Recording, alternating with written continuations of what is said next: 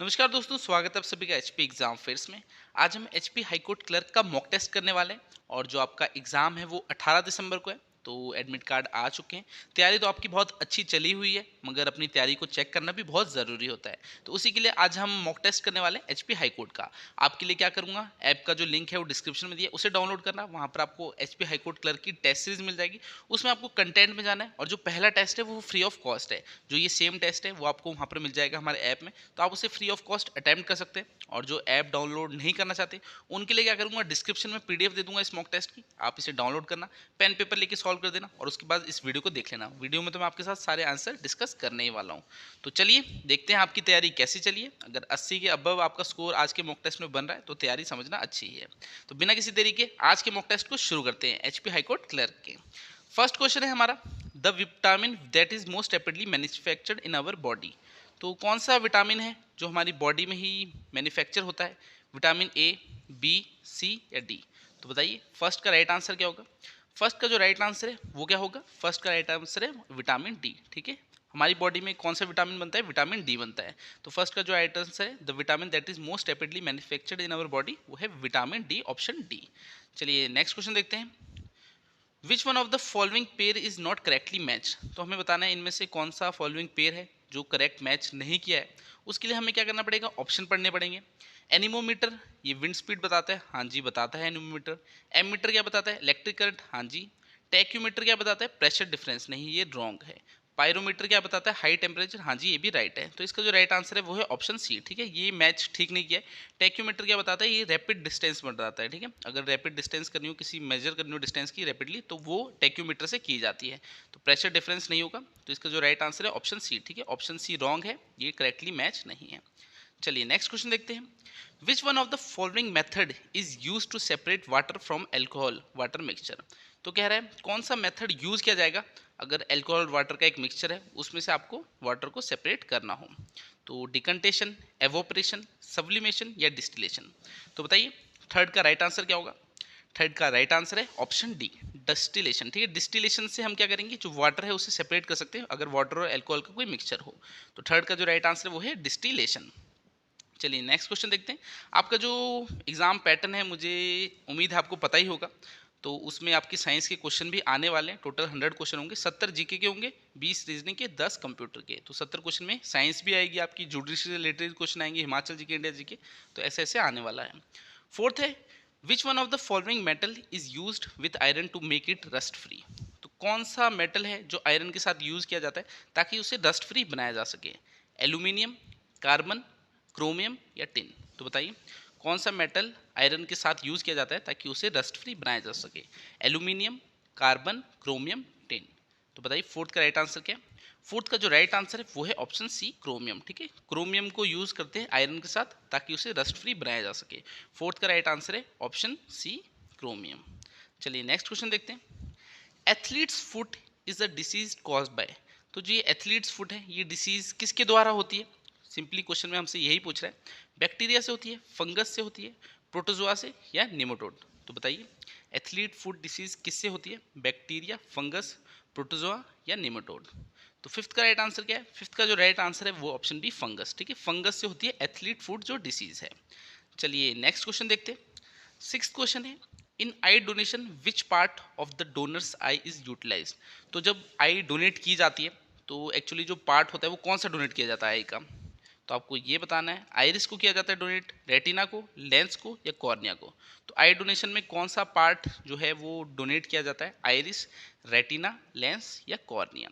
Six का जो right answer है वो है ऑप्शन डी, कॉर्निया। ठीक है, कॉर्निया को डोनेट किया जाता है जब हम आई डोनेशन करते हैं। तो उसमें कौन सा पार्ट डोनेट होता है? Option D, cornea. जो पेपर का लेवल है वो आपका ईजी ही रहने वाला है। सेवंथ है, the major component of honey is. तो हनी का मेजर कंपोनेंट क्या है? ऑप्शन हमें दे रखे हैं, ग्लूकोज, माल्टोज, फ्रक्टोज या सुक्रोज? तो बताइए हनी का जो मेजर कंपोनेंट है वो क्या है? ग्लूकोज, माल्टोज, फ्रक्टोज या सुक्रोज? सेवंथ का जो राइट आंसर है वो है ऑप्शन सी, फ्रक्टोज। ठीक है, हनी का मेजर कंपोनेंट क्या होता है? फ्रक्टोज होता है। ऑप्शन सी इसका राइट आंसर है। चलिए हम नेक्स्ट क्वेश्चन देखते हैं हमारा।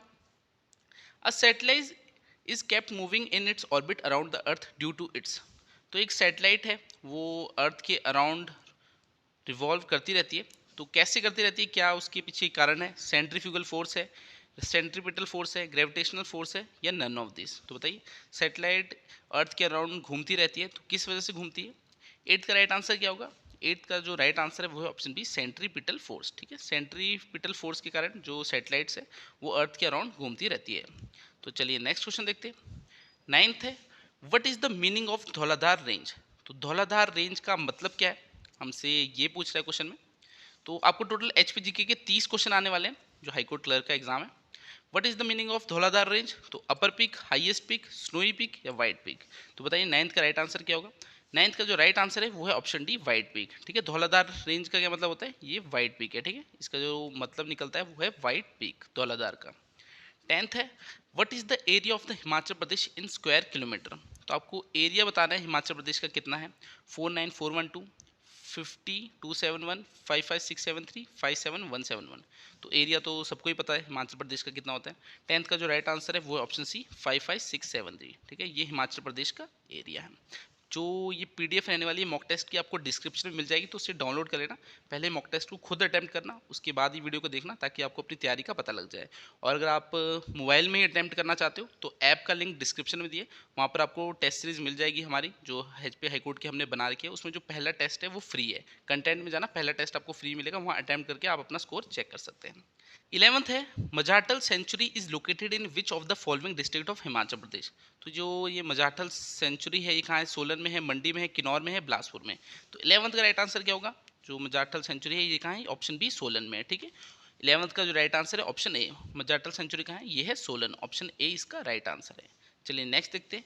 Bilaspur was merge into Himachal Pradesh on which of the following dates? तो जो बिलासपुर है डिस्ट्रिक्ट वो हिमाचल प्रदेश में कब मिलाई गई थी?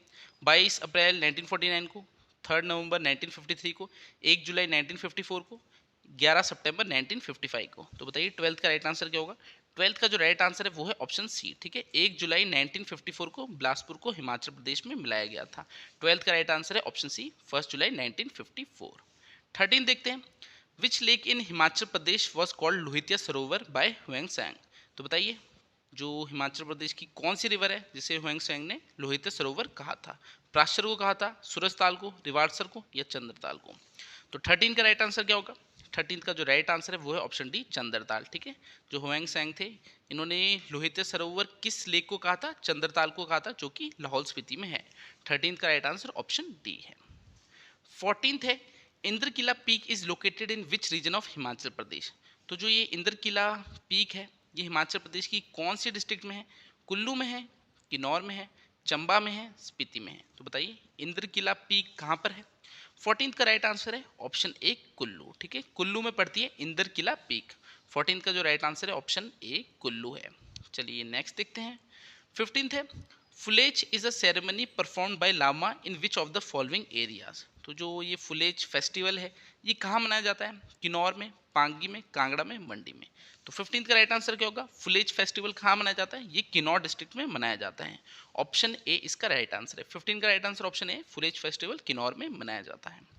16th है, which of the following district has the highest density of roads in Himachal Pradesh? तो पूछ रहा है हिमाचल प्रदेश की कौन सी डिस्ट्रिक्ट है जिसमें हाईएस्ट डेंसिटी है रोड की?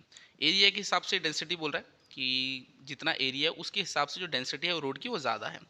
तो कांगड़ा में है, हमीरपुर में है, सिरमौर में है, सोलन में है? तो 16th का राइट आंसर क्या होगा? 16th का जो राइट आंसर है वो है हमीरपुर। ठीक है, हाईएस्ट डेंसिटी ऑफ रोड्स कहाँ है? वो है हिमाचल प्रदेश की हमीरपुर डिस्ट्रिक्ट में।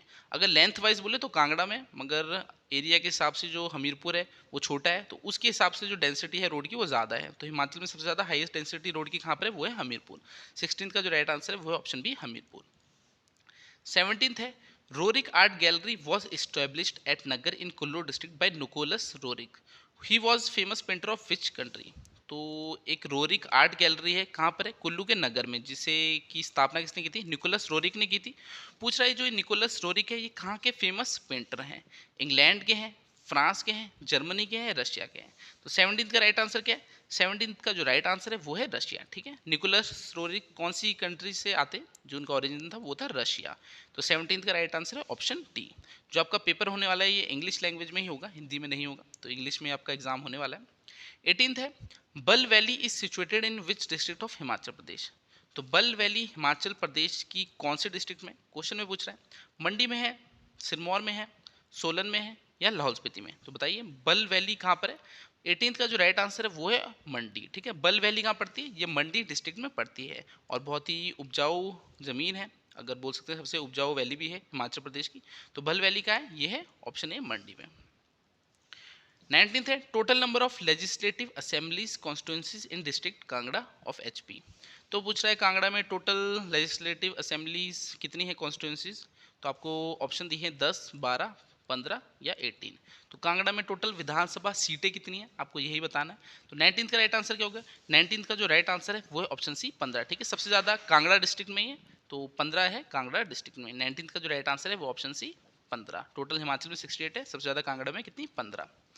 चलिए नेक्स्ट देखते हैं। When was national agriculture insurance scheme introduced in HP. तो बोल रहे हैं जो ये नेशनल एग्रीकल्चर इंश्योरेंस स्कीम है ये हिमाचल प्रदेश में इंट्रोड्यूस कब की गई, 2000 एडी, 2002 एडी, 2005 एडी या 2008 एडी। तो बताइए 20 का जो राइट आंसर है वो क्या है, वो है 2000 एडी। ठीक है, जो नेशनल एग्रीकल्चर इंश्योरेंस स्कीम है ये हिमाचल प्रदेश में कब इंट्रोड्यूस की गई, 2000 एडी में। तो इसका जो राइट आंसर है वो है ऑप्शन ए। 21 है buffalo fair is celebrated eight which place in HP. तो जो ये बफेलो फेयर है ये हिमाचल प्रदेश की कौन सी जगह में मनाया जाता है, कुफरी में, आरकी में, हलोग में, करसोग में। तो बताइए 21 का राइट आंसर क्या होगा। 21 का जो राइट आंसर है वो है कुफरी। ठीक है, कुफरी में मनाया जाता है बफेलो फेयर। तो 21 का जो राइट आंसर है वो है कुफरी। हलोग में क्या होता है, पत्थर का खेल होता है। और क्वेश्चन में हमसे पूछा बफेलो फेयर क्या होता है, वो होता है कुफरी। ऑप्शन ए इसका राइट आंसर है। चलिए नेक्स्ट देखते हैं। First woman chief justice of HP high court was. तो हिमाचल प्रदेश के हाईकोर्ट की सबसे पहली वुमेन चीफ जस्टिस कौन थी, तो आपको वो बताना है। शीला कौल थी, विद्या स्टोक्स थी, लीला सेठ थी या अमृत कौर थी। तो बताइए 22 का राइट आंसर क्या होगा। 22 का जो राइट आंसर है वो है लीला सेठ। ठीक है, पहली women chief justice HP high court की कौन थी, वो थी लीला सेठ। तो 22 का राइट आंसर क्या होगा, ऑप्शन सी। 23 है government sheep breeding farm is at located in which place in HP. तो बताना है आपको हिमाचल प्रदेश की कौन सी जगह में गवर्नमेंट शीप ब्रीडिंग फार्म है, जोरी में है, सरोल में है, ताल में है या ऑल ऑफ दिस। तो 23 का राइट आंसर क्या है, 23 का राइट आंसर है ऑल ऑफ दिस। ठीक है, गवर्नमेंट शीप ब्रीडिंग फार्म जोरी में भी है, सरोल में भी है, ताल में भी है। तो 23 का राइट आंसर ऑप्शन डी हो गया। 24 है which is known as Ajanta of Himalayas. तो किसे हिमाचल प्रदेश का अजंता कहा जाता है, अजंता ऑफ हिमालयस आपको बताना है। मृकुला देवी टेम्पल को, ताबो मोनेस्ट्री को, की मोनेस्ट्री को या त्रिलोकीनाथ टेम्पल को। तो बताइए 24 का जो राइट आंसर है वो क्या है, वो है ताबो मोनेस्ट्री, ये लाहौल स्पीति में। तो ताबो मोनेस्ट्री को क्या बोलते हैं, अजंता ऑफ हिमालयस। 24 का राइट आंसर ऑप्शन बी है। जो इजी क्वेश्चन है वो तो सभी ठीक कर लेंगे, मेन बात आती है कुछ डिफिकल्ट क्वेश्चन में, तो वहाँ पर आपने मिस्टेक नहीं करनी है। क्योंकि जो मेरिट है वो पिछली बार 82 गई थी 100 में से, और जो पोस्टें थी वो कम थी तब इतनी हाई गई थी। तो ऐसा इस बार पोस्टें ज़्यादा है आपकी, 211 कुछ है। तो 1:5 में वो लेंगे स्टूडेंट्स को। ठीक है, 1:5 में लेंगे तो 211 सीटें हैं, तो मान लो 1000 कैंडिडेट सिलेक्ट होने वाले हैं। और टोटल कैंडिडेट्स कितने, 45,000। ठीक है, 45,000 में से कितने 1000 सिलेक्ट होंगे। तो 1000 जो स्टूडेंट कैंडिडेट्स हैं उनमें आपको आना है। और जो आपका स्क्रीनिंग टेस्ट है ये जो होने वाला है इसके नंबर कहीं भी नहीं जुड़ते, बस आपको पास करना है एक तरह से। तो कोशिश करना 85 तक तो स्कोर करने की कोशिश करना ही करना। वैसे 80 के ऊपर आपके चांसेस है कि एग्ज़ाम में आपका नंबर पड़ जाएगा जो रिटर्न एग्ज़ाम होगा। तो ऐसा है, पेपर का जो लेवल रहता है वो ईजी रहता है। बाकी देखते हैं इस बार कैसा बनाएंगे। क्वेश्चन 25 है Khairat is the folk dance of which district of HP. तो जो ये खैरात है ये कहाँ का फोक डांस है आपको सिंपली ये बताना है। ऑप्शन दी है मंडी, कुल्लू, सोलन या ऊना। तो बताइए खैरात ये कहाँ का फोक डांस है। 25 का जो राइट आंसर है वो ऑप्शन बी कुल्लू। ठीक है, कुल्लू इसका राइट आंसर है। खैरात फोक डांस कहाँ मनाया जाता है, कुल्लू में मनाया जाता है। तो इस टाइप के क्वेश्चन में आपने गलती नहीं करनी है, बाकी ईजी तो सभी करने वाले हैं। ठीक, तो यहाँ पर जो बच गया वही फाइनल मेरिट में आएगा। ठीक है, 25 का जो राइट आंसर है वो है बी, कुल्लू में मनाया जाता है खैरात फोक डांस। चलिए नेक्स्ट देखते हैं। विच रूलर बिल्ड द महिमा लाइब्रेरी इन नाहन।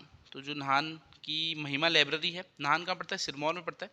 तो सिरमौर में नाहन जगह है, वहाँ पर क्या है, महिमा लाइब्रेरी। ये किसने बनाई थी, राजेंद्र प्रकाश ने, सुभाष प्रकाश ने, अमर प्रकाश ने या नन ऑफ दिस। तो बताइए 26 का राइट आंसर क्या है। 26 का जो राइट आंसर है वो ऑप्शन सी अमर प्रकाश। ठीक है, अमर प्रकाश ने बनाई थी महिमा लाइब्रेरी, कहाँ पर, नाहन में। तो 26 का राइट आंसर क्या है, ऑप्शन सी। 27 है, Sikandar Dhar is located in which district of HP. तो सिकंदर धार कहाँ है? सोलन में है, हमीरपुर में है, ऊना में है या मंडी में? तो बताइए 27 का राइट आंसर क्या होगा? जो सिकंदर धार है ये कहाँ पर है? ये पड़ती है मंडी डिस्ट्रिक्ट में। 27 का जो राइट आंसर है वो ऑप्शन डी सिकंदर धार कहाँ है? ये है मंडी डिस्ट्रिक्ट में। चलिए नेक्स्ट क्वेश्चन देखते हैं। Which personality of Himachal Pradesh is well known for the successful execution of the Chipko movement in the remote areas of district Chamba? तो चंबा डिस्ट्रिक्ट में सक्सेसफुली चिपकू मूवमेंट चलाया था, किस पर्सनैलिटी ने चलाया था? किंकरी देवी ने चलाया था, कुलभूषण उपमन्यु ने, चतुर सिंह ने या हरिचंद ने? तो बताइए 28 का राइट आंसर क्या है? 28 का राइट आंसर है ऑप्शन बी कुलभूषण उपमन्यु। ठीक है, जो कुलभूषण उपमन्यु ने चंबा डिस्ट्रिक्ट में क्या चलाया था? चिपकू मूवमेंट चलाया था सक्सेसफुली। तो 28 का जो राइट आंसर है वो है ऑप्शन बी कुलभूषण उपमन्यु। चलिए नेक्स्ट देखते हैं। Which state will have maximum share from the water to be distributed under Renuka ji multipurpose dam project?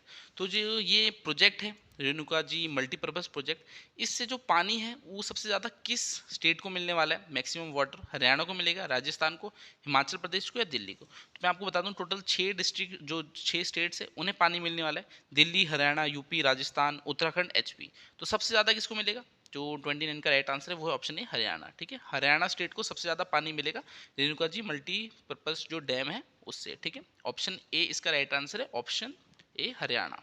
चलिए नेक्स्ट क्वेश्चन देखते हैं। Kunihar Prajamandal was organized in which year? तो जो ये कुनिहार प्रजामंडल है ये कब इस्टेब्लिश की गई थी या ऑर्गेनाइज की गई थी? 1939 में, 1942 में, 1945 या 1947? तो 30 का राइट आंसर क्या होगा? 30 का जो राइट आंसर है ऑप्शन ए 1939। तो कुनिहार प्रजामंडल कब ऑर्गेनाइज की गई थी? 1939 इसका राइट आंसर है। चलिए नेक्स्ट क्वेश्चन देखते हैं। 31 है, द फेमस मंडी कॉन्स्पिरेसी टूक प्लेस इन विच ईयर? तो जो ये मंडी षड्यंत्र हुआ था ये कौन से साल में हुआ था? क्वेश्चन में आपसे ये पूछ रहा है। ऑप्शन देख लेते हैं, ऑप्शन क्या कहती है? 1914 टू 1915, 1922 टू 1921, 1931 टू 32, 1942 टू 43? तो बताइए मंडी कॉन्स्पिरेसी मंडी षड्यंत्र कब हुआ था? 31 का जो राइट आंसर है वो ऑप्शन है 1914 टू 1915। तो मंडी षड्यंत्र कब हुआ था? 1914 टू 15। ठीक है, गदर पार्टी द्वारा हुआ था। तो 31 का जो राइट आंसर है ऑप्शन ए। चलिए नेक्स्ट देखते हैं। Which of the following means Ashvamukha? तो इनमें से किसका मतलब अश्वमुखा होता है? खसास, किन्नर्स, कुनिंदास या किरास? तो बताइए 32 का राइट आंसर क्या होगा? 32 का राइट आंसर है वो है किन्नर्स। ठीक है, ऑप्शन बी इसका राइट आंसर है। अश्वमुखा क्या होता है? जो घोड़े के जैसे जिनका मुंह होता है उसे बोलते हैं अश्वमुखा। तो वो कौन होते हैं? किन्नर्स होते थे। ठीक है, 32 का जो राइट आंसर है वो है ऑप्शन बी। चलिए नेक्स्ट देखते हैं। Idol of Raghunath ji was installed in time of which king? तो जो रघुनाथ जी की मूर्ति थी उसे अयोध्या से कुल्लू कौन लाया था? दामोदर दास लाए थे। उस समय कुल्लू के राजा कौन थे? प्रताप सिंह थे, पृथ्वी सिंह थे, प्रताप सिंह थे या जगत सिंह थे? तो बताइए कौन थे? 33 का जो राइट आंसर है वो ऑप्शन डी जगत सिंह। ठीक है, बहुत इजी सा क्वेश्चन है। जगत सिंह उस टाइम कुल्लू के राजा थे जब रघुनाथ जी की जो प्रतिमा थी उसे कुल्लू लाया गया था। 33 का जो राइट आंसर है वो ऑप्शन डी। 34 है, pucca house was set up in Shimla by whom? तो पहला जो पक्का हाउस था वो शिमला में किसके द्वारा बनाया गया? अलेक्जेंडर जिरार्ड, लेफ्टिनेंट रोज, लेफ्टिनेंट कैनेडी, लेफ्टिनेंट पैट्रिक? तो बताइए 34 का राइट आंसर क्या है? 34 का जो राइट आंसर है ऑप्शन सी लेफ्टिनेंट कैनेडी। ठीक है, कैनेडी द्वारा जो पहला पक्का हाउस था शिमला में वो बनाया गया था। 34 का राइट आंसर ऑप्शन सी है। 35 है, who was the ruler of Bushahr when revolt of 1857 took place? तो कह रहे हैं 1857 का जब विद्रोह हुआ उस समय बुशैर रियासत का राजा कौन था? मदन सिंह था, शमशेर सिंह था, महेंद्र सिंह था या बलवीर सिंह था? तो बताइए 35 का राइट आंसर क्या है? 35 का जो राइट आंसर है वो ऑप्शन बी शमशेर सिंह। ठीक है, बुशैर रियासत के राजा कौन थे? वो थे शमशेर सिंह जब 1857 का विद्रोह हुआ था। 35 का राइट आंसर ऑप्शन बी है। 36 है, treaty of Sangoli was sign between whom? तो क्वेश्चन में कह रहा है जो ये ट्रीटी ऑफ संगोली है ये किसके बीच में साइन हुई थी? British and six, British and Gorkhas, Gorkhas and six या नन ऑफ द अबव? तो ट्रीटी ऑफ संगोली है ये कब? 4 मार्च 1816 को साइन की गई थी, किसके बीच में? 36 का जो राइट आंसर है वो option B British and Gorkhas. तो जो एंग्लो गोरखा वॉर था उसे फिनिश करने के लिए, एंग्लो गोरखा वॉर 1814 टू 1816 चला था, तो उसे फिनिश करने के लिए जो ट्रीटी ऑफ संगोली साइन की गई थी 4 मार्च 1816 को। तो 36 का जो राइट आंसर है वो क्या है? British and Gorkhas. तो ट्रीटी ऑफ संगोली किसके बीच में साइन हुई? British and Gorkhas. चलिए नेक्स्ट देखते हैं। Which princely state of HP was annexed by lord Dalhousie under the doctrine of lapse? तो जो डॉक्ट्रिन ऑफ लैब्स की नीति थी लॉर्ड डलहौजी की उसके अंडर एचपी की कौन सी जो स्टेट थी या फिर रियासत थी उसे वो अनेक्स किया गया था? बुशहर को, सिरमौर को, बगाड़ को या सुकेत को? तो 37 का राइट आंसर क्या है? 37 का जो राइट आंसर है वो है बगाड़। ठीक है, बगाड़ रियासत को, जो डॉक्ट्रिन ऑफ लैप्स थी, डलहौजी की पॉलिसी, अगर किसी राजा को कोई पुत्र नहीं होगा और वो मर जाएगा तो उसकी जो रियासत है वो अंग्रेजों को मिल जाएगी। तो यही था डॉक्ट्रिन ऑफ लैप्स में। तो इसके तहत कौन सी हिमाचल की जो रियासत थी वो आई थी? तो बगाड़ रियासत अंग्रेजों के अधीन आ गई थी। 37 का जो राइट आंसर है वो है ऑप्शन सी। चलिए नेक्स्ट देखते हैं। 38 है, Mahatma Gandhi visited Shimla for the first time in which year? तो पूछ रहा है महात्मा गांधी शिमला पहली बार कौन सी ईयर में आए थे? ऑप्शन देख लेते हैं क्या क्या दे रखे। 1915, 1918, 1919 या 1921? तो महात्मा गांधी पहली बार शिमला कब आए थे? इसका जो राइट आंसर है वो है ऑप्शन डी, 1921 में। ठीक है, 1921 में पहली बार महात्मा गांधी शिमला आए थे। 38 का राइट आंसर ऑप्शन डी है। चलिए 39 देखते हैं। The earliest school of Indian philosophy? तो the earliest school of Indian philosophy कौन सा था? समख्या था, वैशेषिक था, कर्मा मीमांसा था या योगा था? तो बताइए 39 का राइट आंसर क्या है? 39 का जो राइट आंसर है वो है समख्या। ठीक है, the earliest school of Indian philosophy वो कौन सा था? समख्या। 39 का जो राइट आंसर है वो ऑप्शन ए। चलिए नेक्स्ट देखते हैं। Which of the following sultans wrote his autobiography? ठीक है, ऑटोबायोग्राफी किसने लिखी थी अपनी? ऑटोबायोग्राफी क्या होती है? अपनी जो आत्मकथा होती है वो खुद ही लिखना, तो उसे बोलते हैं ऑटोग्राफी। तो इब्राहिम लोदी ने लिखी थी, फिरोज तुगलक ने लिखी थी, जलाउद्दीन खिलजी ने, मोहम्मद बिन तुगलक ने। तो 40 का जो राइट आंसर क्या है? 40 का जो राइट आंसर है वो है फिरोज तुगलक। ठीक है, फिरोज तुगलक ने खुद की जो बायोग्राफी है उसे लिखा था, तो उसे बोलते हैं ऑटोबायोग्राफी। तो ऑटोबायोग्राफी किसने लिखी थी खुद की? वो थी फिरोज तुगलक। 40 का जो राइट आंसर है वो ऑप्शन बी। चलिए नेक्स्ट क्वेश्चन देखते हैं। 41 है, Lakh Bakhsh was the title given to which ruler? तो किसे लाख बख्श कहा जाता था? बालबन को, इल्तुमिश को, रजिया को या नन ऑफ दिस? तो बताइए लाख बख्श किसे कहा जाता? 41 का जो राइट आंसर है वो है नन ऑफ दिस, क्योंकि किसे कहा जाता? कुतुबुद्दीन ऐबक को। तो कुतुबुद्दीन ऐबक थे, उन्हें कहा जाता था लाख बख्श। तो इनमें से कोई भी ऑप्शन हमारे अकॉर्डिंग नहीं है, तो हम कौन सा आंसर सिलेक्ट करेंगे? None of this. चलिए नेक्स्ट क्वेश्चन देखते हैं। 42 है, the first Indian selected for Indian civil services was? तो पहला भारतीय कौन था जिसे इंडियन सिविल सर्विसेज के लिए सिलेक्ट किया गया था? सत्येंद्र नाथ टैगोर, सरोजिनी नायडू, लाला लाजपत राय या सी आर दास? तो बताइए 42 का राइट आंसर क्या होगा? 42 का जो राइट आंसर है वो है ऑप्शन ए, सत्येंद्र नाथ टैगोर। ठीक है, जो ये सत्येंद्र नाथ टैगोर थे ये पहले भारतीय थे जिन्हें इंडियन सिविल सर्विसेज के लिए सिलेक्ट किया गया था। 42 का जो राइट आंसर है वो है option A. What was the symbol of स्वदेशी मूवमेंट? तो जो स्वदेशी मूवमेंट हुई थी कब हुई थी? 1905 में हुई थी। तो इसका सिंबल क्या था? 1905 में हुई थी स्वदेशी मूवमेंट। तो इसका सिंबल क्या था? धोती था, गांधी कैप था, खादी क्लोथ था या चरखा? तो 43 का राइट आंसर क्या? 43 का जो राइट आंसर है वो है ऑप्शन डी, चरखा। ठीक है, स्वदेशी मूवमेंट का सिंबल क्या था? चरखा। चलिए नेक्स्ट क्वेश्चन देखते हैं। Which was the birth place of Guru Nanak? तो गुरु नानक जी की आपको बर्थ प्लेस बतानी है, जन्म स्थान। अनंतपुर, अमृतसर, तलवंडी या नंदेड़? तो बताइए जो गुरु नानक जी थे इनका बर्थ प्लेस कौन सा था? 44 का राइट आंसर है ऑप्शन सी, तलवंडी। ठीक है, ये तलवंडी में पैदा हुए थे। अब अगर प्रेजेंट में देखिए ये स्थान कहाँ पर है? ये पाकिस्तान में है। ठीक है, लाहौर के पास है। तो तलवंडी कहाँ है? ये अभी प्रेजेंट में पाकिस्तान में है। तो यहाँ पर जो है गुरु नानक जी का बर्थ हुआ था। 44 का राइट आंसर ऑप्शन सी है। चलिए नेक्स्ट देखते हैं। Who founded the Banaras Hindu university? तो जो बनारस हिंदू यूनिवर्सिटी है वो किसने फाउंड की थी, किसने इस्टेब्लिश की थी? महात्मा गांधी जी ने, मदन मोहन मालवीय ने, जवाहरलाल नेहरू या नन ऑफ दिस? तो बताइए 45 का राइट आंसर क्या होगा? 45 का जो राइट आंसर है वो है मदन मोहन मालवीय। ठीक है, मदन मोहन मालवीय ने क्या बनारस हिंदू यूनिवर्सिटी की इस्टेब्लिशमेंट की थी, यानी फाउंडेड किया था। तो इसका जो राइट आंसर है वो है मदन मोहन मालवीय। चलिए नेक्स्ट क्वेश्चन देखते हैं। Who attended all the round table conferences? तो इनमें से कौन है जिन्होंने सारी राउंड टेबल कॉन्फ्रेंस हुई थी जो 1930, 31, 32 में हुई, उन सभी को अटेंड किया था, तीनों को? तो जवाहरलाल नेहरू थे, महात्मा गांधी थे, बी आर अम्बेडकर थे या मदन मोहन मालवीय थे? तो 46 का राइट आंसर क्या है? 46 का जो राइट आंसर है वो option C, B R Ambedkar. तो जो बी आर अम्बेडकर थे इन्होंने तीनों जो राउंड टेबल कॉन्फ्रेंस हुई थी उन्हें अटेंड किया था। 46 का जो राइट आंसर है वो है बी आर अम्बेडकर। 47 है, who was the chairman of the constituent assembly? तो कॉन्स्टिट्यूएंट असेंबली के चेयरमैन कौन थे? Pandit Jawaharlal Nehru, doctor Rajendra Prasad, doctor B R Ambedkar या सी राजगोपालचारी? तो बताइए 47 का राइट आंसर क्या होगा? 47 का जो राइट आंसर है वो है डॉक्टर राजेंद्र प्रसाद। तो जो डॉक्टर राजेंद्र प्रसाद थे ये चेयरमैन थे कॉन्स्टिट्यूएंट असेंबली के। ठीक है, चलिए 48 देखते हैं। For those union territories which have no legislative council of their own, laws are passed by?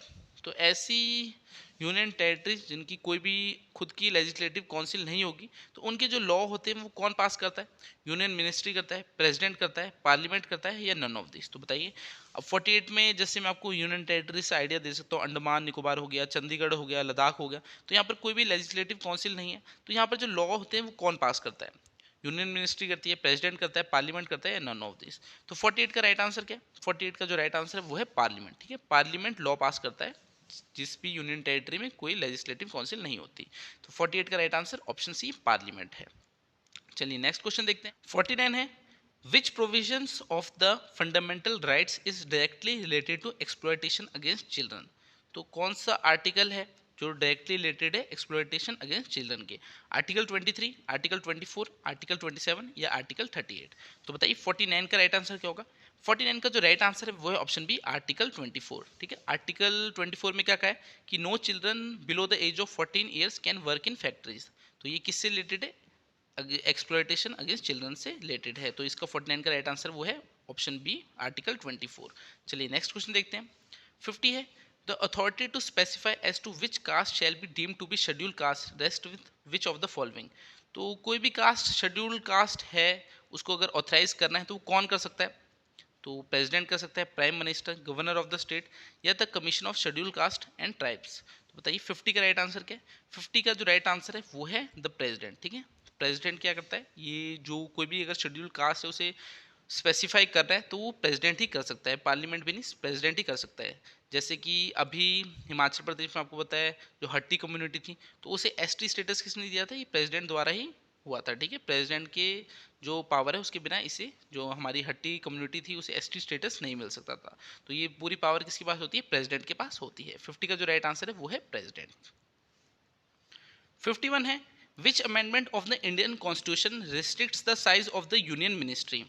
तो कौन सी अमेंडमेंट हुई थी जिसने जो यूनियन मिनिस्ट्री था उसका जो साइज था उसे रिस्ट्रिक्ट कर दिया था? जो कितना था? 15%। जो भी टोटल लोकसभा के मेंबर्स होंगे उसका 15% होंगे वो यूनियन मिनिस्ट्री में मिनिस्टर बन सकते हैं। तो 78 अमेंडमेंट, 88 अमेंडमेंट, 90 अमेंडमेंट, या 91st अमेंडमेंट? तो बताइए 51 का जो राइट आंसर है वो है 91st अमेंडमेंट। कब हुई थी ये 2003 में हुई थी। तो इसने क्या किया था, जो भी मिनिस्टर होंगे यूनियन मिनिस्ट्री के, वो 15% ही हो सकते हैं जो टोटल स्ट्रेंथ होगी लोकसभा की। ठीक है, उसके 15% ही होंगे। करीबन 81 मिनिस्टर्स बनते हैं, उससे अगर 15% से हम देखें तो ये जो अमेंडमेंट थी ये कब हुई थी? 91st अमेंडमेंट थी, 2003 में हुई थी। तो 51 का जो राइट आंसर है वो है ऑप्शन डी 91st अमेंडमेंट। 52 है, the chief justice of the high court can be removed by the? तो जो चीफ जस्टिस होते हैं हाई कोर्ट के, उन्हें कौन रिमूव कर सकता है? Chief justice of the supreme court, same procedure as the for the जज of the supreme court, governor, या यूनियन होम मिनिस्ट्री? तो बताइए जो चीफ जस्टिस होते हैं हाई कोर्ट के उन्हें कैसे रिमूव किया जाता है? तो 52 का राइट आंसर क्या है? 52 का जो राइट आंसर है वो option B same procedure as for the जजेस ऑफ द सुप्रीम कोर्ट। तो अगर किसी भी हाई कोर्ट के जज को रिमूव करना होगा तो प्रोसीजर कैसा रहेगा? अगर किसी भी सुप्रीम कोर्ट के जज को रिमूव करते हैं वही प्रोसीजर सेम फॉलो होगा। तो 52 का राइट आंसर ऑप्शन बी है। चलिए नेक्स्ट देखते हैं। क्वेश्चन 52 है, ये फिर से रिपीट हो गया है तो इस क्वेश्चन को हम रहने देते हैं क्योंकि 52 ऊपर हमने कर लिया तो इसको रहने दो। नेक्स्ट पे चलते हैं क्योंकि टोटल हमने 100 क्वेश्चन ही करने हैं, तभी हम अपना स्कोर चेक कर पाएंगे कि हमारी तैयारी कैसी है। तो 53 देखते हैं, who of the following chief justice of India acted as the president of India also? तो क्वेश्चन में कह रहा है कौन से इंडिया के चीफ जस्टिस थे जिन्होंने एक्ट किया था प्रेसिडेंट की तरह? तो justice M Hidayatullah, justice P N Bhagwati, justice Mehr Chand Mahajan, justice B K Mukherjea? तो 53 का राइट आंसर क्या? 53 का जो राइट आंसर है वो ऑप्शन है जस्टिस एम हदीतुल्ला। ठीक है, इन्होंने जो है प्रेसिडेंट की तरह एक्ट किया था, ये चीफ जस्टिस ऑफ इंडिया थे और इन्होंने प्रेसिडेंट की तरह भी एक्ट किया था। तो इसका जो राइट आंसर है वो ऑप्शन है जस्टिस एम हदीतुल्ला। चलिए नेक्स्ट क्वेश्चन देखते हैं। आपको जुडिशरी से रिलेटेड क्वेश्चन भी आने वाले हैं एग्जाम में, तो आप टेलीग्राम को चैनल का लिंक आपको डिस्क्रिप्शन में मिलेगा, उसे जरूर ज्वाइन कर लेना। वहाँ मैं जुडिशरी से रिलेटेड जो भी इंपॉर्टेंट क्वेश्चन बनते हैं उसकी पीडीएफ डाल दूंगा, तो आप उस पीडीएफ को जरूर देखना। आपको डेफिनेटली जुडिशरी से रिलेटेड क्वेश्चन एग्जाम में आएंगे। तो टेलीग्राम चैनल का लिंक डिस्क्रिप्शन में दिए, उसे जरूर ज्वाइन कर लेना और भी इंपॉर्टेंट स्टफ आपको एग्जाम से रिलेटेड वहाँ मिलता रहेगा। तो अगर आप हिमाचल प्रदेश में किसी भी एग्जाम की तैयारी कर रहे हैं तो हमारा टेलीग्राम चैनल आपके लिए बहुत ही हेल्पफुल होगा। 54 है, uranium mines is located at which place in India? तो बताइए इंडिया में जो है यूरेनियम माइंस कहाँ मिलती है? अलवाया में, जादूगोड़ा में, खेतरी में, या सिंगबम में? तो 54 का राइट आंसर क्या है? 54 का जो राइट आंसर है वो ऑप्शन बी जादूगोड़ा। जो ये जादूगोड़ा एक है झारखंड में पड़ता है, तो यहाँ पर यूरेनियम माइंस है। ठीक है, यूरेनियम माइंस कहाँ पर है इंडिया में? वो है जादूगोड़ा में। 54 का जो राइट आंसर है वो ऑप्शन बी। 55 है the first atomic power plant constructed in India was at. तो पहला जो एटॉमिक पावर प्लांट था वो इंडिया में कहाँ कंस्ट्रक्ट हुआ था? नरोरा में, राणा प्रताप सागर में, तारापुर में या कालपाकाम में? तो बताइए 55 का राइट आंसर क्या है?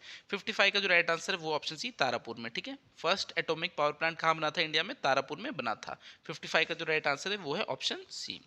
56 है which type of crops are mainly grown in shifting cultivation. तो कौन सी क्रॉप है जो मेनली ग्रो की जाती है शिफ्टिंग कल्टीवेशन में? Food crops, plantation crops, fibre crops या कैश क्रॉप्स? तो 56 का राइट आंसर क्या होगा? 56 का जो राइट आंसर है वो ऑप्शन ए फूड क्रॉप्स। ठीक है, जो मेन क्रॉप है शिफ्टिंग कल्टीवेशन में ग्रो की जाती है वो है फूड क्रॉप्स। 56 का राइट आंसर ऑप्शन ए है। 57 है which of the following continents was not a part of Gondwana land. तो आपको बताना है कौन सा कॉन्टिनेंट है जो गोंडवाना लैंड का पार्ट नहीं था। ऑस्ट्रेलिया नहीं था, अफ्रीका नहीं था, अंटार्कटिका नहीं था, यूरोप नहीं था। तो 57 का राइट आंसर क्या है? 57 का जो राइट आंसर है वो है यूरोप। ठीक है, यूरोप गोंडवाना लैंड था, उसका पार्ट नहीं था, बाकी तीनों है। 57 का जो राइट आंसर है ऑप्शन डी यूरोप। चलिए नेक्स्ट क्वेश्चन देखते हैं। 58 है fossils of animal, plants and other micro organisms are found in. तो जो फॉसिल्स होते हैं एनिमल्स के या फिर प्लांट्स के डिके होते हैं या माइक्रो ऑर्गेनिज्म के, वो कहाँ मिलते हैं?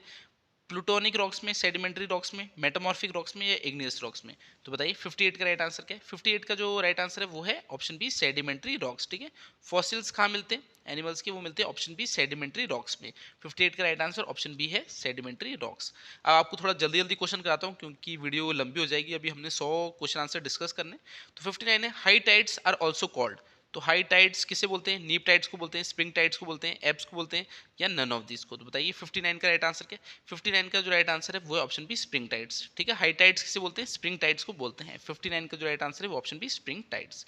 60 है नथुला पास इज सिचुएटेड इन। तो जो ये नथुला पास है कहाँ पर है? हिमाचल प्रदेश में है, जम्मू कश्मीर में है, उत्तर प्रदेश में है, सिक्किम में है। तो इजी सा आंसर है इसका। 60 का जो राइट आंसर है वो ऑप्शन बी सिक्किम। ठीक है, नथुला पास कहाँ पर है? ये है सिक्किम, ऑप्शन डी इसका राइट आंसर है। 61 है mount Etna an active volcano is in. तो जो ये माउंट एटना है ये कहाँ पर है? फिलीपींस में है, इटली में है, यूएसए में है, इंडिया में है। तो एक एक्टिव वोल्केनो है, ये कहाँ पर है? 61 का जो राइट आंसर है वो ऑप्शन बी इटली। ठीक है, माउंट एटना कहाँ पर है? ये है ऑप्शन बी इटली में। चलिए नेक्स्ट देखते हैं। The headquarters of OPEC. तो ओपेक का हेडक्वार्टर कहाँ पर है? आपको यही पूछ रहा है। वियना में है, कुवैत सिटी में है, अल्जीरिया में है, तेहरान में है। तो ओपेक क्या है? Organisation of petroleum exporting countries. तो इसका जो हेडक्वार्टर है वो वियना में है, ऑप्शन ए इसका राइट आंसर है। ठीक है, ओपेक का हेडक्वार्टर क्या है? ऑप्शन ए वियना में। 63 है which of the following is a flightless bird. तो इनमें से कौन सी एक फ्लैटलेस बर्ड है? काइट है, ईगल है, इमू है, फॉल है? तो 63 का राइट आंसर क्या है? इसका जो राइट आंसर है वो ऑप्शन सी इमू। ठीक है, इमू क्या है? एक फ्लैटलेस बर्ड है। चलिए नेक्स्ट देखते हैं। 64 कैपिटल मार्केट रेगुलेटर इज। तो इनमें से कौन सा एक कैपिटल मार्केट रेगुलेटर है? आरबीआई है, सिडबी है, सेबी है या ईआरडीआई है? ठीक है, तो 64 का जो राइट आंसर है वो क्या है? वो है SEBI, security and exchange board of India. 64 का right answer option C SEBI है। तो कैपिटल मार्केट रेगुलेटर कौन सी है? वो है सेबी। चलिए 65 देखते हैं। The total value of goods and services produced in a country during a given period. तो उसे हम क्या बोलेंगे? कोई भी कंट्री में जो भी total value of goods and services produce की जाती है एक गिवन टाइम में, उसे क्या बोलेंगे? Disposal income, national income, per capita income या नेट नेशनल इनकम? तो 65 का राइट आंसर क्या है? 65 का जो राइट आंसर है वो ऑप्शन बी नेशनल इनकम। ठीक है, total value of goods and services produced in a country during a period is, उसे बोलते हैं नेशनल इनकम। 65 का राइट आंसर ऑप्शन बी है। चलिए नेक्स्ट देखते हैं। Which is not a direct tax. तो इनमें से कौन सा डायरेक्ट टैक्स नहीं है? इनकम टैक्स ये तो डायरेक्ट टैक्स है, वेल्थ टैक्स ये भी डायरेक्ट टैक्स है, कॉर्पोरेट टैक्स ये भी डायरेक्ट टैक्स है। तो 66 का राइट आंसर ऑप्शन डी है। ठीक है, सारे डायरेक्ट टैक्स है, तो नन ऑफ दिस हमें इसमें सिलेक्ट करेंगे। हमसे पूछा तो कौन सा नहीं है डायरेक्ट टैक्स, तो सारे ही थे, तो इसमें आपको option D none of this select करना है। 67 है 2022 world Malala day celebrated on which date to salute the Nobel laureate Malala Yousafzai. तो ये जो मलाला यूसुफजई, ये पाकिस्तान की जिन्हें नोबेल प्राइज़ मिल रखा है, तो इनका एक डे मनाया जाता है वर्ल्ड मलाला डे। कब मनाया जाता है? जुलाई 16 को, जुलाई 20 को, जुलाई 12 को या जुलाई 18 को? तो 67 का जो राइट आंसर है वो ऑप्शन सी जुलाई 12। ठीक है, वर्ल्ड मलाला डे कब मनाया जाता है? ये मनाया जाता है जुलाई 12 को। 67 का जो राइट आंसर है वो है ऑप्शन सी। चलिए 68 देखते हैं। Which Asian country band single use plastic from July 1 2022। तो कौन सी एशियन कंट्री है जिसने जुलाई 1 से 2022 से जो है सिंगल यूज प्लास्टिक पे बैन लगा दिया है। भूटान ने लगाया, श्रीलंका ने, इंडिया ने, चाइना ने। तो 68 का राइट आंसर क्या है? वो है ऑप्शन सी, इंडिया। ठीक है, इंडिया ने क्या किया है, जुलाई 1 2022 से जो सिंगल यूज प्लास्टिक है उसमें बैन लगा दिया है। 68 का राइट आंसर ऑप्शन सी है। 69 है, name the Aurangabad district in Maharashtra has been change to what name. तो जो महाराष्ट्र की औरंगाबाद डिस्ट्रिक्ट थी उसका नाम चेंज कर दिया गया। तो अब क्या रखा है, आर्य नगर रखा है, शिव नगर रखा है, गुरु नगर रखा है, या संभाजी नगर रखा है? तो बताइए, महाराष्ट्र की जो औरंगाबाद डिस्ट्रिक्ट है उसका नाम चेंज करके क्या रखा गया है? 69 का जो राइट आंसर है वो है ऑप्शन डी, संभाजी नगर। ठीक है, संभाजी नगर रखा है, औरंगाबाद डिस्ट्रिक्ट जो महाराष्ट्र में थी उसका नाम चेंज करके संभाजी नगर रखा है। चलिए नेक्स्ट देखते हैं, what is the theme of the world first aid day 2022? तो आपको थीम बतानी है। जो ये वर्ल्ड फर्स्ट एड डे 2022 हुआ था इसकी थीम क्या थी? Living no one behind, lifelong first aid, learning first aid second life. तो बताइए, जो वर्ल्ड फर्स्ट एड डे 2022 में हुआ था इसकी थीम क्या थी? 70 का जो राइट आंसर है वो है लाइफ लॉन्ग फर्स्ट एड। ठीक है, ऑप्शन बी इसका राइट आंसर है। जो वर्ल्ड फर्स्ट एड डे हुआ था उसकी जो थीम थी वो थी lifelong first aid. Option B इसका राइट आंसर है। अब हमारे रीजनिंग के क्वेश्चन आएंगे, टोटल आपको 20 क्वेश्चन पूछने वाला है। तो देखते हैं किस टाइप के क्वेश्चन आ सकते हैं। 71 है, as furniture is related to bench in the same way stationery is related to what? तो कह रहा है जो फर्नीचर है वो बेंच से रिलेटेड है, तो स्टेशनरी किससे रिलेटेड होगा?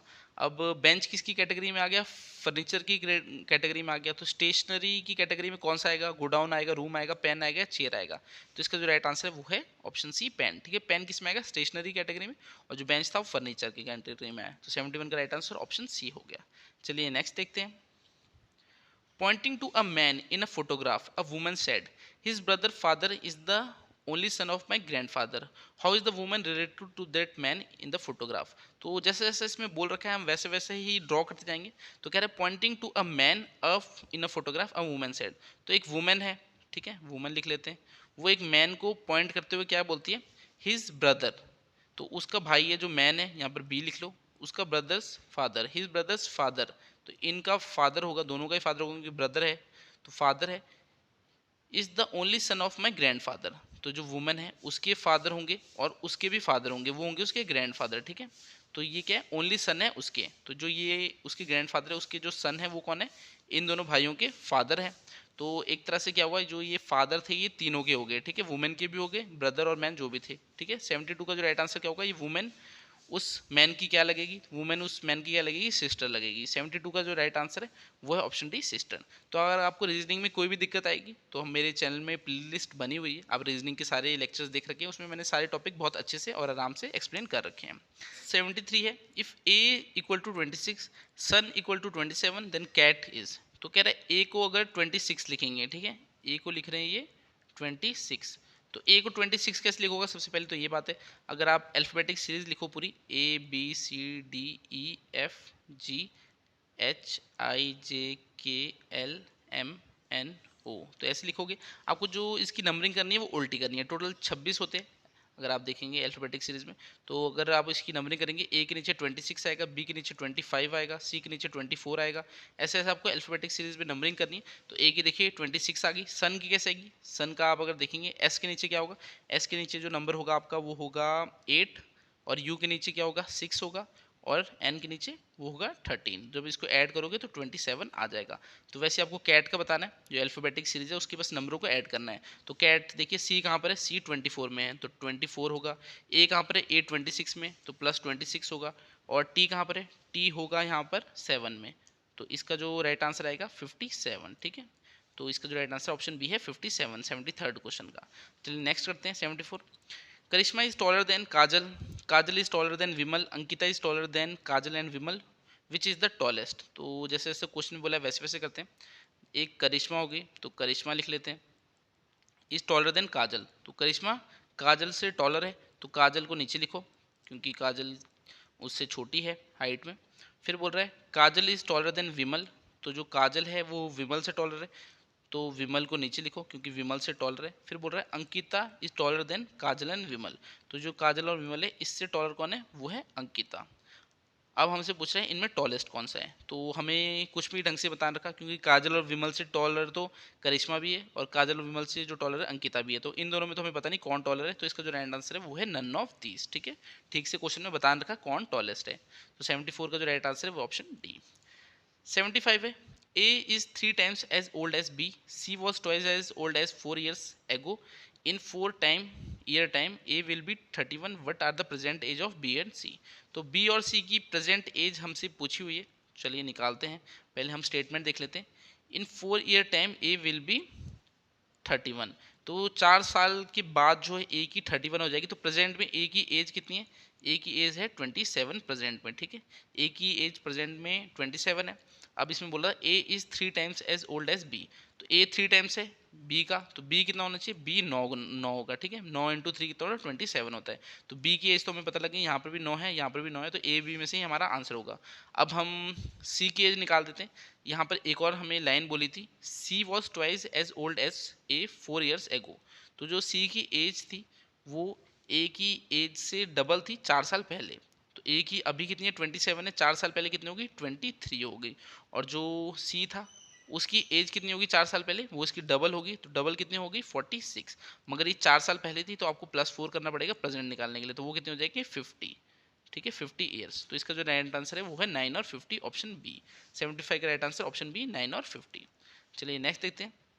Nandini stops to walk after covering a distance of 10 kilometre to the west, तो ये डिस्टेंस वाला आपका क्वेश्चन है, इसमें जैसे जैसे बोलेगा वैसे ही आपको बनाते जाना है, नॉर्थ ईस्ट वेस्ट साउथ। ठीक है, Nandini stops to walk after covering a distance of 10 kilometre to the west, तो वेस्ट में चलेगी 10 किलोमीटर नंदिनी। फिर बोला she then turns to his right and walks 8 kilometre, 8 kilometre अपने राइट में गई।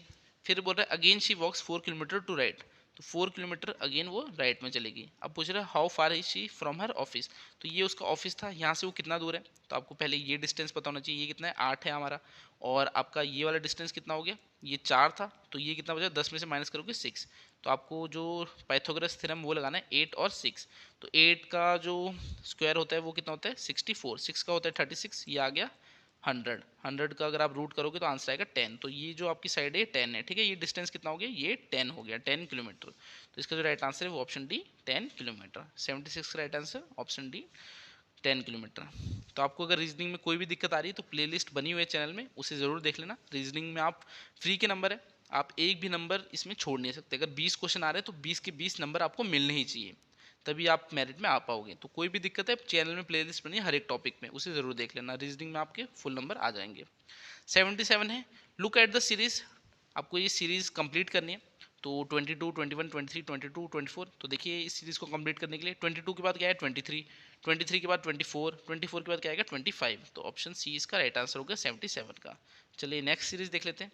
78 है, लुक एट द सीरीज 8, 6, 9, 23, 87, तो हमें बस सीरीज ही कंप्लीट करनी है, तो इसको ज़रा लिख लेते हैं 8, 6, 9, 23 और 87, और इसका अगला हमसे पूछ रहा है कि क्या आएगा, तो 8 से अगर आपको 6 बनाना है तो कैसे बनाओगे, 8 × 1 -2 हो गया 6, 8 1 8 -2 क्या 6 हो गया।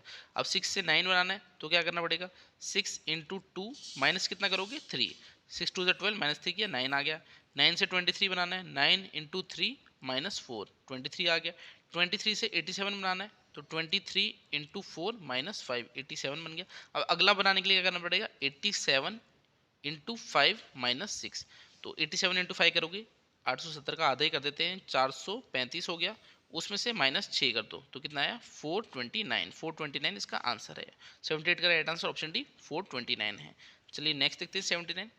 If brown is written as ZPMUL then violet is coded as, तो जैसे जैसे बोल रहा है वैसे करते हैं। ब्राउन को कैसे लिखा है, BROWN, इसको लिखा है ZPMUL। तो अब अगर आप इसमें पता करने की कोशिश करेंगे कोड क्या है, अगर आप देखेंगे बी से पहले आता है ए से पहले क्या आएगा जेड आएगा, अगर फिर से आप रिवर्स में स्टार्ट करेंगे तो बी से पहले ए आए उससे पहले जेड। अब आप अल्फाबेटिक सीरीज में देखो आर से पहले क्या आएगा ABCDEFGHIJKLMNPQR, तो देखिए आर से पहले क्यू आएगा फिर आएगा पी, तो 2 लेटर पहले हो रहा है। ठीक है, -2 करना है आपने, 2 लेटर पहले हो रहा है।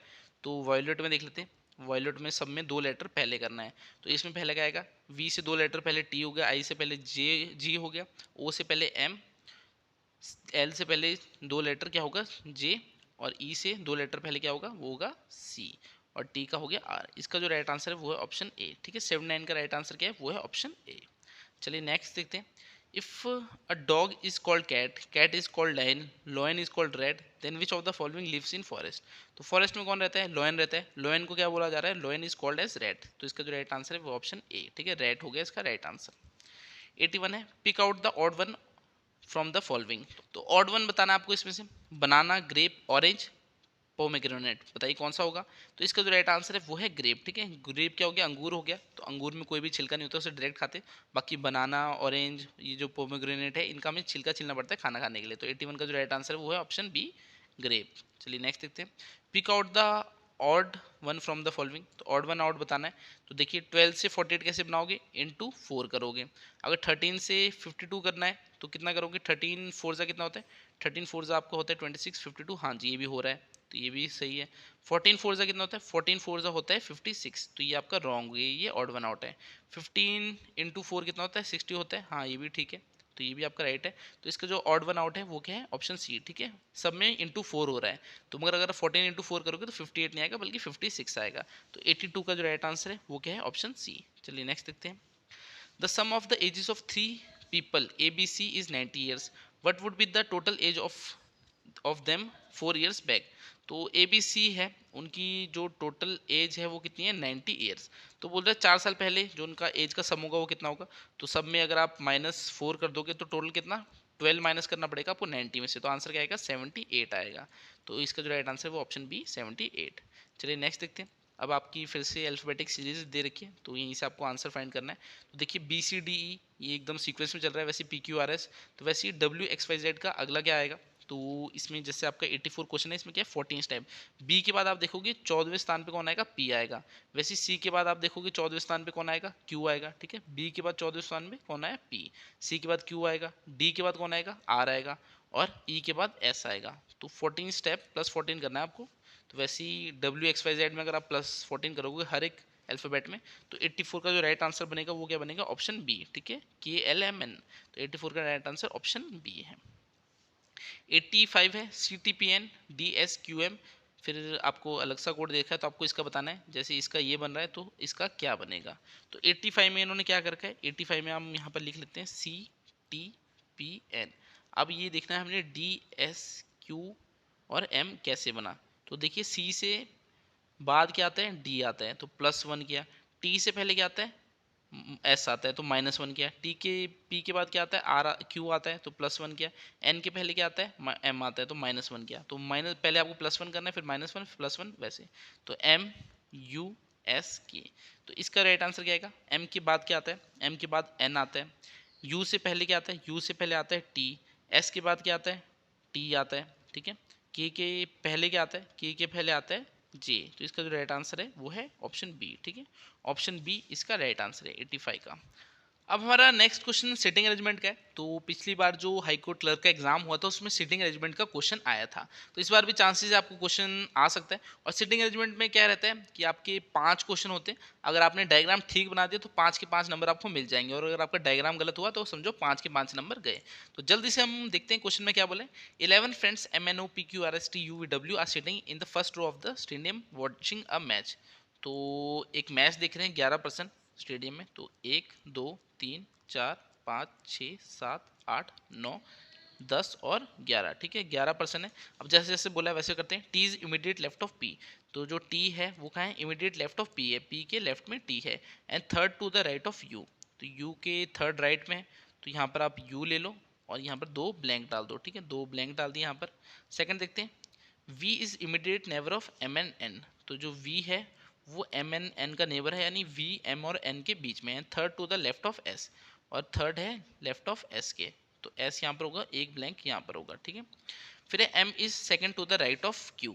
तो जो M है वो सेकंड है right to the Q, second to the right of Q, तो बीच में एक ब्लैंक होगा। Who is at one end, तो क्यू कहाँ पर आएगा, ये एक एंड में ही आएगा, इसी एंड में आ सकता है, दूसरे में नहीं आ सकता क्योंकि उसके second to the right of M है। तो एम यहाँ पर होगा, तो ये वाली स्टेटमेंट हटा दो। अब R is sitting next to the right of P. तो जो आर है वो next to the right of P है। अब देखिए इस वाली स्टेटमेंट में पी के बगल में क्या है, टी है, तो आर कहाँ पर आएगा, इधर ही आ सकता है। फिर बोल रहा है P is second to the right of O। तो जो P है वो second to the right of O है, तो यहाँ फिल इन द ब्लैंक्स में क्या आएगा, यहाँ जो हमने खाली छोड़ा था यहाँ पर O आ जाएगा, ठीक है, उसके second to the right of P है। अब इसको फिल करते हैं, इस वाले को देखिए MVN बीच में एक आपको स्पेस छोड़ना है S। अब यहाँ पर हमें पोजीशन पता लगी U, फिर आपको पता नहीं हमें बीच में क्या है, तो यहाँ पर U पड़ेगा और एक स्पेस बच रहा है, वहाँ पर S आ गया, OTPR, क्योंकि चार थे तो चार यहाँ पर हमारा ब्लैंक था, एक किसी की बात नहीं, वो है W, तो W यहाँ पर होगा। तो ये आपका जो है अरेंजमेंट बनेगा, जो रो में बैठे वो कुछ इस तरह से बैठे। तो अब जो भी क्वेश्चन होंगे वो इसके अकॉर्डिंग होंगे, मैं आपको आंसर बताता हूँ, यही आपका डायग्राम बनना चाहिए जब आप इसको सॉल्व करेंगे। तो मैं आपको जल्दी जल्दी आंसर बताता हूँ। 86 का जो राइट आंसर है वो क्या है, 86 का right answer option D you है, ठीक है, 86 का right answer option D you है। नेक्स्ट देखते हैं 87 का राइट आंसर क्या है, 87 का जो राइट आंसर वो है ऑप्शन बी OTPR, ठीक है, 87 का राइट आंसर ऑप्शन बी है। 88 का क्या है, 88 का जो राइट आंसर है वो है ऑप्शन सी, ठीक है, N is sitting between V and U, तो 88 का राइट आंसर ऑप्शन सी है। 89 का क्या है, 89 का जो राइट आंसर है वो है ऑप्शन ए, ठीक है, ओ और P, who is immediate neighbour of T, O and P है, 89 का राइट आंसर ऑप्शन ए है। 90 का क्या है, 90 का जो राइट आंसर है वो ऑप्शन सी, ठीक है, पी एंड डब्ल्यू, 90 का राइट आंसर ऑप्शन सी है, पी एंड डब्ल्यू। तो सिटिंग अरेंजमेंट के अगर आपको कोई भी डाउट होगा तो सीरीज बनी हुई है, मेरी रीजनिंग की सीरीज है चैनल पे, वहाँ पर आपको सिटिंग अरेंजमेंट का लेक्चर भी मिल जाएगा। अब आपको 10 कंप्यूटर के क्वेश्चन आने वाले, हम उन्हें देखते हैं। और अगर आपको कोई भी प्रॉब्लम आ रही है जो HP हाई कोर्ट की एग्जाम की तैयारी करने के लिए, तो आप हमसे स्टडी मटेरियल भी ले सकते हैं। ये हमारा नंबर दिया है 7018186561, यहाँ पर आपको study material plus test series की डिटेल्स मिल जाएगी, तो आप इस नंबर पर व्हाट्सएप करके हमसे study material plus test series की डिटेल ले सकते हैं। टेस्ट सीरीज से क्या होता है, आप अपनी प्रिपरेशन चेक करते हैं, मगर आपने अगर पता ही नहीं कि पढ़ना क्या है, तो उसके लिए आपको स्टडी मटेरियल की इंपॉर्टेंस होती है, तो अगर आपको चाहिए होगा तो इस नंबर पे व्हाट्सएप कर देना। कंप्यूटर क्वेश्चन देखते हैं, what is the full form of SMTP। तो SMT की फुल फॉर्म क्या होगी, मैं आपको जल्दी जल्दी आंसर बताता हूँ, वीडियो बहुत लंबी होगी। तो 91 का जो राइट आंसर है वो ऑप्शन सी, ठीक है, सिंपल मेल ट्रांसफर प्रोटोकॉल। तो SMT की फुल फॉर्म क्या है, सिंपल मेल ट्रांसफर प्रोटोकॉल। चलिए नेक्स्ट क्वेश्चन देखते हैं, combination of multimedia and hyperlinks is called. तो combination of multimedia and hyperlinks is called hypertext, media, multitask या हाइपरटास्क। तो 92 का राइट आंसर ऑप्शन ए है, हाइपरटेक्स्ट, ठीक है, combination of multimedia and hyperlink क्या बोलते हैं, हाइपरटेक्स्ट। नेक्स्ट है the standard protocol of the internet is. तो standard protocol of the internet क्या है, HTML, जावा, TCP/IP या फ्लैश। तो 93 का राइट आंसर है ऑप्शन सी, TCP/IP, ठीक है। 94 है the operator and is a dash operator. तो जो ये एंड है ये कैसा ऑपरेटर है, असाइनमेंट, इंक्रीमेंट, लॉजिकल या रैशनल। तो 94 का जो राइट आंसर है वो है ऑप्शन सी, लॉजिकल। 95 है the mail merge option in Microsoft Word document is found under which option. तो जो मेल मर्ज ऑप्शन होता है माइक्रोसॉफ्ट वर्ड डॉक्यूमेंट में वो कहाँ मिलता है, रेफरेंसेज में, व्यू में, रिव्यू में या मेलिंग में। तो the mail merge option in Microsoft Word document is found under which option, तो किस ऑप्शन के अंडर मिलता है। 95 का जो राइट आंसर है वो है ऑप्शन डी, मेलिंग, ठीक है, मेलिंग। 96 है the default web server used in Linux OS based machine. तो डिफ़ॉल्ट वेब सर्वर कौन सा होता है जो लाइनस OS बेस्ड मशीन होती है, गुनिकॉन, अपाची, IS या केस्ट्रेल। तो बताइए 96 का राइट आंसर, 96 का right answer option B, Apache. 97 है which of the following command is use to delete a table from the database. तो कौन सी कमांड यूज़ की जाती है एक टेबल को अगर डाटाबेस से डिलीट करना हो, डिलीट ऑडियो, ड्रॉप, अल्टर या ट्रनकेट। तो 97 का जो राइट आंसर है वो ऑप्शन बी, ड्रॉप, ठीक है। 98 है the core of the Linux operating system is called. तो जो कोर होती है लाइनक्स ऑपरेटिंग सिस्टम की उसको क्या बोलते हैं, कर्नेल, शेल, एप्लीकेशन या सिस्टम यूटिलिटी। तो 98 का जो राइट आंसर है वो ऑप्शन है, कर्नेल। 99 है which one of the following is not a part of network topologies. तो इनमें से कौन सा नेटवर्क टोपोलॉजीज का पार्ट नहीं है, बस नहीं है, मून नहीं है, ट्री नहीं है, स्टार नहीं है। तो 99 का जो राइट आंसर है वो है ऑप्शन बी, मून, ठीक है, नेटवर्क टोपोलॉजीज का कौन सा पार्ट नहीं है, मून पार्ट नहीं है। लास्ट क्वेश्चन है हमारा टेस्ट सीरीज का, maintaining and assuring the accuracy and consistency of data is called। तो maintaining and assuring the accuracy and consistency of data is called data cleansing, data compiling, data integrity या data manipulation। तो 100 का जो right answer है वो है data integrity। तो आज की टेस्ट सीरीज हमारी इतनी थी, आपकी जितने भी नंबर बन रहे हैं आप कमेंट करके बता सकते हैं। अगर आपको टेस्ट सीरीज में कोई भी कमी लगी होगी तो वो भी कमेंट करके बता देना, अगर मैं अगली कोई टेस्ट सीरीज लाऊंगा तो उसमें मैं उस कमी को दूर करने की पूरी कोशिश करूंगा। अगर आप हिमाचल प्रदेश में किसी भी कॉम्पिटेटिव एग्जाम की तैयारी कर रहे हैं तो आप हमसे ऑनलाइन कोचिंग भी ले सकते हैं, और वो भी लाइफ टाइम। हम आपको लाइफ टाइम पढ़ाएंगे जब तक आप नौकरी नहीं लग जाते। तो उसके लिए आपको क्या करना होगा, आपको बस इस नंबर पर व्हाट्सएप करना होगा 862896 2804। इस नंबर पे मुझे व्हाट्सएप कर देना। अगर आपको कोई भी कोचिंग चाहिए होगी हिमाचल की किसी भी एग्ज़ाम की, हम हिमाचल की सभी एग्ज़ाम कवर करते हैं और जो भी नेक्स्ट 2023 में एग्ज़ाम आने वाले हैं उन सभी एग्ज़ाम की आपको तैयारी कराएंगे। डेली 5 से 6 घंटे लाइव क्लासेस होगी, आपको लाइव क्लासेस रिकॉर्डेड भी मिलेगी, सारा स्टडी मटेरियल मिलेगा, हर एक एग्ज़ाम की टेस्ट सीरीज मिलेगी। तो एक कंप्लीट पैकेज रहेगा, आपकी जो प्रिपरेशन है हम उसे बहुत बेहतर कर देंगे। और हमारे कई सारे स्टूडेंट्स डिफरेंट डिपार्टमेंट्स में लगे भी हुए हैं, तो अगर आपको अपनी तैयारी को और अच्छा करना है तो आप हमारे साथ जुड़ सकते हैं और उन स्टूडेंट्स से गाइडेंस भी ले सकते हैं, तो वो आपको अच्छे से गाइड करेंगे जिस डिपार्टमेंट में आप लगना चाहते हैं। तो इस नंबर पे व्हाट्सएप कर देना। बाकी क्लासेस तो चली हुई है, तो आपको मैं वहाँ डिटेल्स दे दूंगा उस चीज़ की। तो ये व्हाट्सएप नंबर है, बाकी टेलीग्राम चैनल का लिंक डिस्क्रिप्शन दिया है, उसे ज्वाइन कर करना। आगे कोई भी हम मॉक टेस्ट कंडक्ट करेंगे तो वहाँ आपको डिटेल्स मिल जाएगी। तो मैं आपसे अगली क्लास में मिलता हूँ, तब तक के लिए शब्बा खैर, थैंक यू।